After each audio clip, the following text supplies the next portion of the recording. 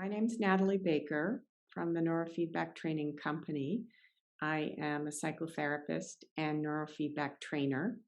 Today, I want to talk a little bit about self regulation and specifically about emotional self regulation. This is a question I get a lot from people, which is how do I help myself to re regulate when I become dysregulated? So let me break down those terms a little bit for you to talk about how the nervous system works and how they generate emotions, and what triggers heightened emotional reactions. So the nervous system, which specifically we're going to talk about the limbic part of the brain, which is the part that creates the stress response. And the stress response is the body's natural way of keeping itself safe and preventing itself from harm. So we all talk about being stressed out and not being able to sleep well and being overly reactive, having mental ruminations and feeling hopeless and helpless. All of those extreme emotional states, including mental rumination, inability to focus, having difficulty sleeping, all of those reactions are tied to the limbic brain and specifically what we call the stress response. So sometimes we talk about being dysregulated as a way of talking about having those kinds of experiences arising as a cluster. So when the nervous system talks about when the nervous system registers an experience as being potentially threatening to the body's safety, that's when the body goes into what's called a stress response. And something that we need to understand about the limbic brain is that it doesn't take orders from the prefrontal cortex, which is our thoughtful, willful, planning brain. It's what we sort of think of as our conscious self, our ability to pivot from thinking about something to going into action on a plan, remembering there's an event taking place, and then doing something about that. All of that is what we call the higher brain. The limbic brain is part of the inner brain. That's a more primitive part of our brain. We also talk about it as the reptilian brain. So when the body perceives something as a threat, and it's important to understand how that limbic brain defines a threat. So that is something that's going to cause us bodily harm in less than a minute.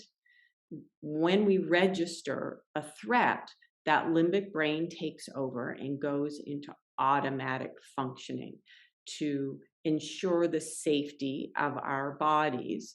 It will punch, run, or play dead.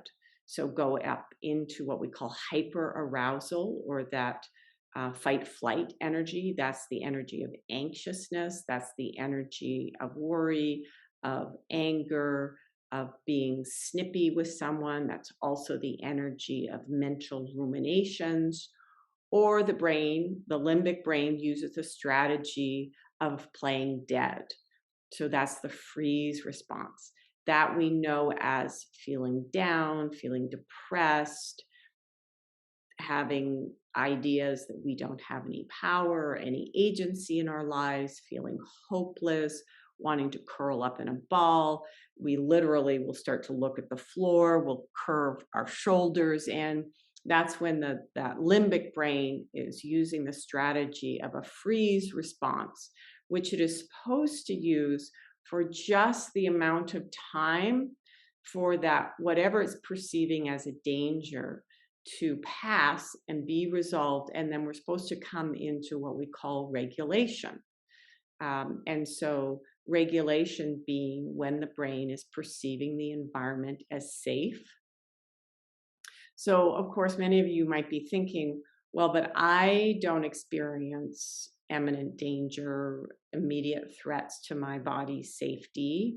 So why is my brain going into that fight flight energy or into that freeze response energy?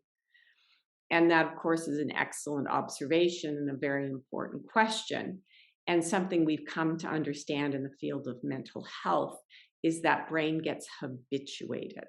So it takes little cues from the environment and says, I know what this is. This loud bang sound is like that time when I was playing in the street as a child and I almost got hit by a car. I'm going back into that stress response patterning. Or, it perceives something else is similar to a historically threatening event. And I put threatening in quotes because often when the brain got habituated to this patterning, our ability to keep ourselves safe was very different than our abilities today. So if we are 2 years old, our bodies are going to perceive things as a threat that today we wouldn't perceive as a threat because we have the ability to, go resolve issues for ourselves. We can make ourselves food. We can communicate with words. We have an understanding of the world that's much more sophisticated than when we were 2.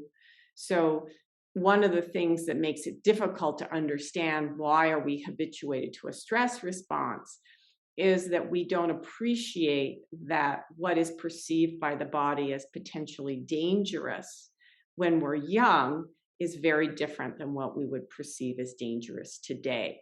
So when that patterning got put in place, it might have been, for example, delays in being picked up to be fed when we were a toddler or infant, that cued the body to go into that stress response. Ooh, there's no caregiver around. I'm hungry.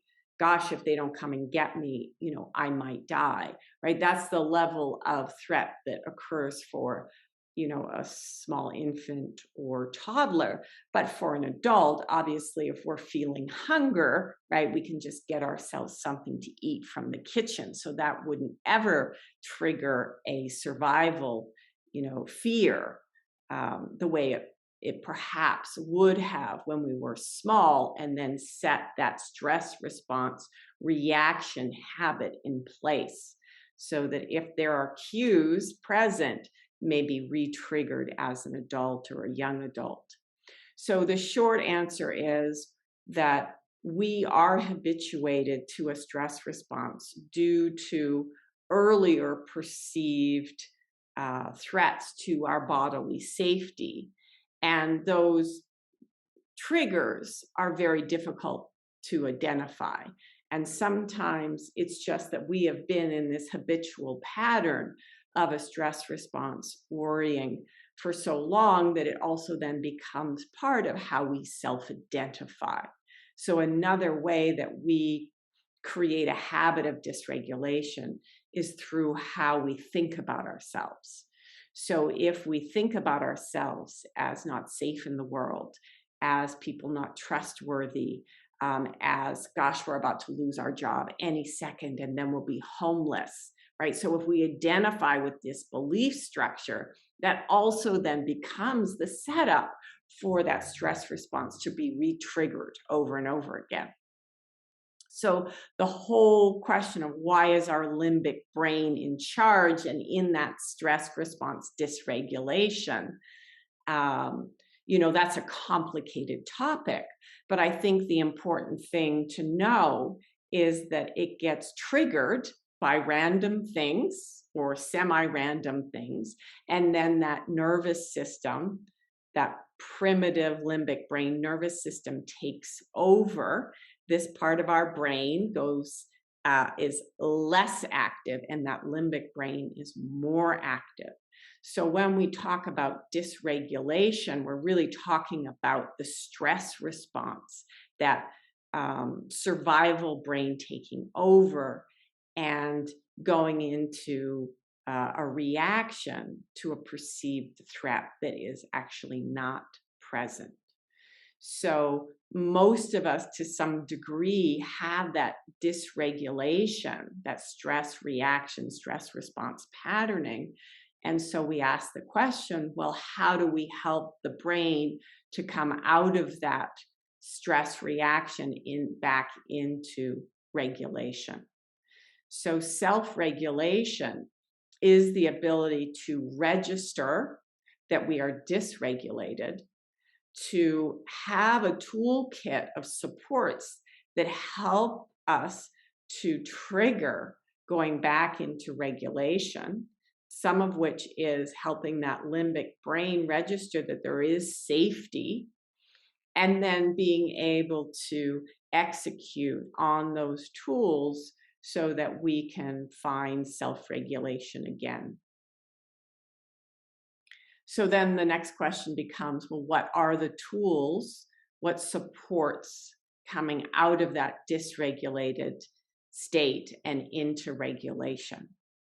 So self-regulation can happen in a few different ways. We can talk about biofeedback tools. So biofeedback being the ability to use our conscious awareness of being dysregulated. So we could talk about the sympathetic nervous system taking over, elevated heart rate, shortness of breath, sweating. We can talk about it from a cognitive point of view, which is the brain tends to scan the environment, very difficult to focus. It tends to ruminate, and specifically ruminate on things that we consider to be fear-based, worries. And we can talk about it in terms of emotions. So what are the dysregulated emotions? We talked about those being the hyperarousal emotions of the fight-flight response. So feeling anxious, irritable, feeling hypervigilant, speedy, ruminating on things that could go wrong, being angry, being frustrated. Those are the emotional qualities of that hyperarousal. And then we can talk about the hypoarousal, which is that collapse into the freeze response, which is feelings like hopelessness, why bother, seeing oneself as powerless or important others as being powerless, not being able to think, kind of feeling blank, kind of numbed out emotionally. Those are qualities that we consider to be the hypoarousal response. And so we can use biofeedback tools, again, self-awareness of being in those physiological, cognitive, or emotional states, and then recognizing, oh, those are the signs of dysregulation. What are my tools to bring myself back into regulation? So regulating the heart rate through breathing, that's a biofeedback technique. That's a self-regulation technique. And when people do neurofeedback, and we'll talk about the more direct communications to the brain to get it to register safety, but one of the things I'll point out now is that when people do neurofeedback, often within the first 10 minutes of doing a session, their bodies are breathing more deeply or taking a big sigh. That's when the brain's registering, there's safety in the environment, right? So we can either, through our own biofeedback resources, right, we can force deeper breathing to get that message sent to the brain. Hey, if I'm breathing deeply, that means the environment is safe and we're actually not in a fight, flight, freeze situation where we have to react to danger that could harm us in less than a minute. So we can use the breathing, the mindfulness breathing practice as a way. We can also do progressive relaxation of the muscles, right? So one of the things that happens physiologically when we're in that dysregulation is that our muscles tighten. And so we can do things that practices that help us to release, can shake, some of the things that you see animals do in nature, right? When they are being pursued by a predator and they escape, when they register they're safe, they'll shake it off, right? So they'll take the tension in their muscles, the blood going to the muscles and tensing them so that they can run quickly, and they'll release it as a way of helping re-regulate, to self-regulate themselves. So that's something we can do. We can shake, allow ourselves to register, again, using that awareness of our dysregulation to help send a message to that brain, to that limbic brain, hey, we're not in the state that you think we're in, or specifically, we're not in a state of threat here. So you can go back into regulation. So also eating food. There's some really amazing research that's been done on how we think differently, how we make different decisions when we've had a meal. So if we had some protein, or even if we've had some sugar, which can trigger the body to register that it's time to rest and digest, right? Which is the parasympathetic response. That's when we're in that state of regulation, the body then starts to digest. So for some people, they're more vulnerable to being in that stress response when they haven't eaten. So having a piece of cheese, having a handful of nuts, can help the body to register that it's in a safe situation and switch out of that sympathetic response into the parasympathetic. So those are some of the conscious things we can do, right? Going for a walk, right? So engaging in that flight energy, or going for a run. We engage in that flight energy. And then when we come out of that walk or that run, that exercise, right, the body then re-regulates back into that regulated state. So there are a number of things that we can do to help trigger that self-regulation. And of course, self-talk is very important. Being able to remind ourselves that we're just going into a habitual reaction, that it's not true that there's some imminent danger. We can let go of those self-ruminating, catastrophic thoughts. We can take our attention away from strong emotional states and distract ourselves by listening to uplifting music, calling a friend, watching, some television that's uplifting for us. So again, some other ways that we can support ourselves coming into regulation.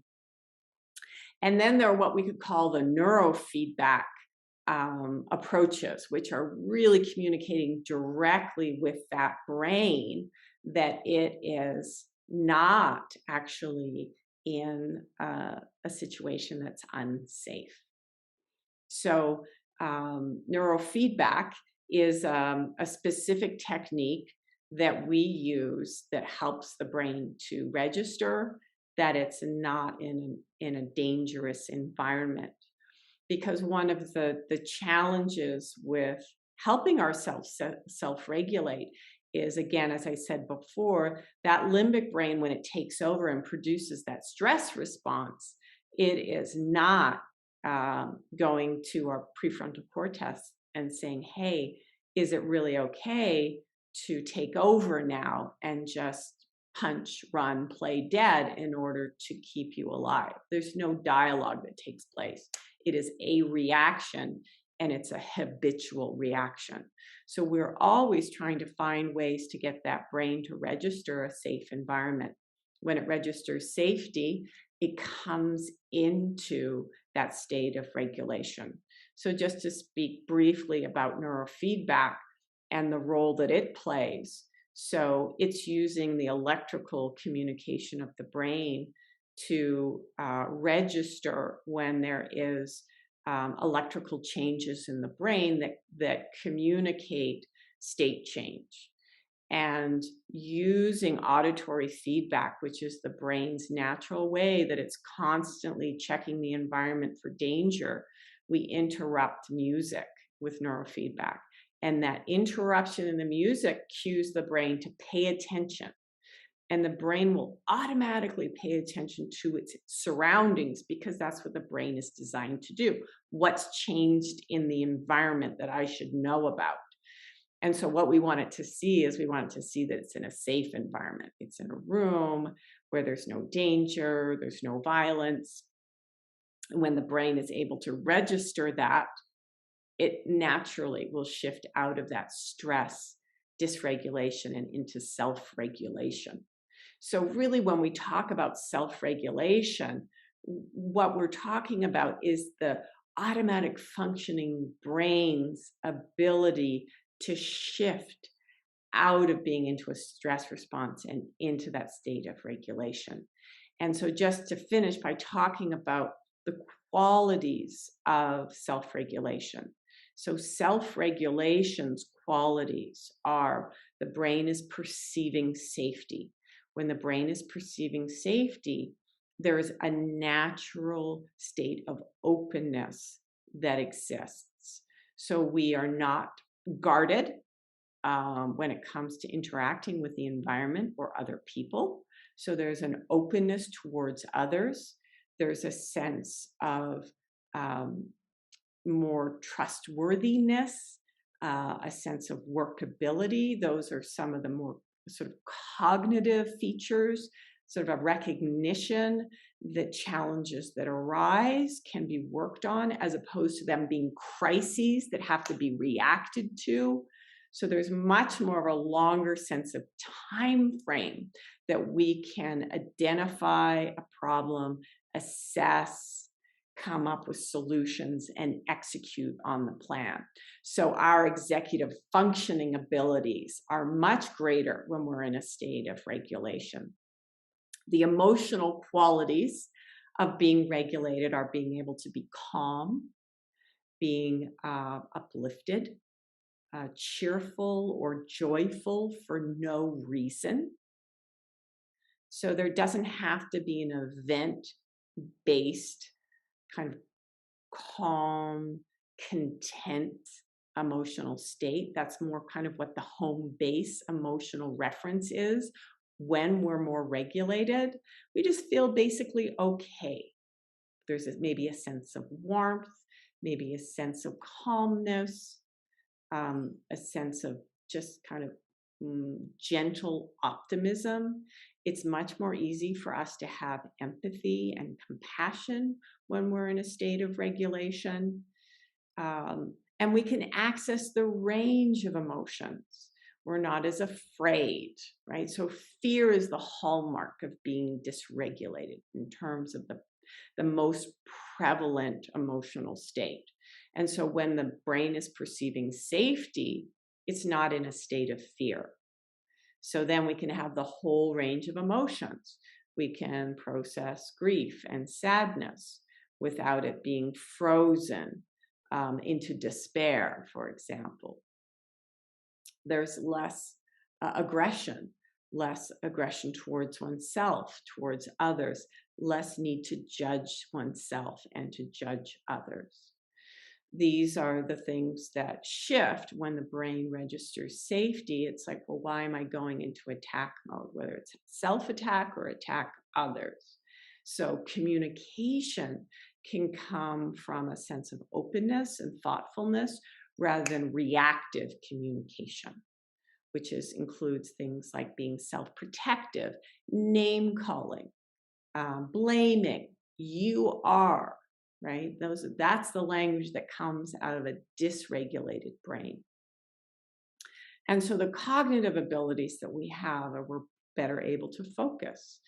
I talked a little bit about being able to assess issues, sort through options, come up with a plan, execute on that plan, because there's more of that sense of openness. We don't have to be hyper-vigilantly watching, which is very hard to have good executive functioning when the brain thinks it needs to scan for danger, that there's imminent danger. So when the brain is safe, it can just focus for much longer periods of time. And so that's why kids, when they're more self-regulated, have better attention and better focus, right? We can also remember things better when we're able to be more present, right? Because we're not being distracted all the time. Very hard for information to go from working memory into short-term memory when our brains are in a state of hypervigilance. So our memories work better. Our recall is better. So just to recap what we've talked about here, we've talked about the qualities of dysregulation, why dysregulation happens, how it is actually a stress response and the functioning of the limbic brain that we don't consciously control. Then we talk about self-regulation and what are we trying to achieve when we talk about becoming more self-regulated or having the ability to self-regulate. I talked about it in terms of biofeedback, in that we use our conscious awareness of those qualities of dysregulation to then make interventions that help that limbic brain to register safety and go into regulation. And talked a little bit about neurofeedback and what that is in terms of really giving that limbic brain the ability to register on its own that there is a safe environment and being able to shift back into a state of self-regulation, and talking a little bit about some of the supports that help us. So I hope this was helpful for you. Please leave comments and questions if there's more you'd like to know.